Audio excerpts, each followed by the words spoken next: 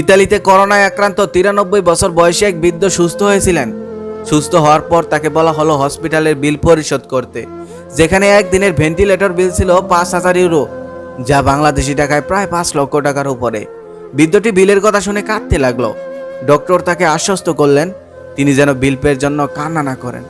তিনি বলেন, আমার কান্না বিলের জন্য না, আমি বরং কান্না করছি এই জন্য যে এখানে একদিন নিঃশ্বাস নেওয়ার জন্য আমাকে 5,000 ইউরো দিতে হচ্ছে, অথচ 93 বছর ধরে আমি সৃষ্টিকর্তার সতেজ বাতাসে নিঃশ্বাস নিচ্ছি, যার জন্য আমাকে কখনো একটা টাকাও পে করতে হয়নি।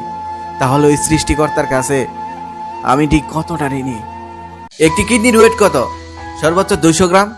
তবে মেডিকেল সায়েন্সের দেওয়া তথ্য অনুযায়ী একটি কিডনি দিনে প্রায় 150 লিটার ব্লাড ফিল্টার করে। কত টাকা দেই এর জন্য আমরা? 1 টাকাও না।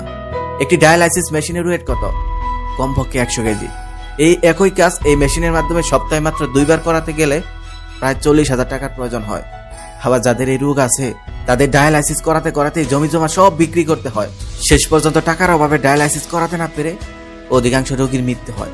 এই 3.5 হাত বডির ভিতরে এরকম হাজারটা নিয়ামত আমরা ফ্রিতে উপভোগ করছি, যার জন্য একটু শুকরিয়া আদায় করারও আমরা প্রয়োজন মনে করি না। তিনি আমাদের আল্লাহ, যিনি আমাদের এই শরীরের নির্মাতা, যার অস্তিত্বের প্রমাণ দিতে পাখির গায়ে তার নামে রাঙ্কিত থাকার প্রয়োজন নেই মেঘের ভাঁজে তার নাম ফুটে ওঠা। তার অস্তিত্বের প্রমাণ আমরা নিজেরাই।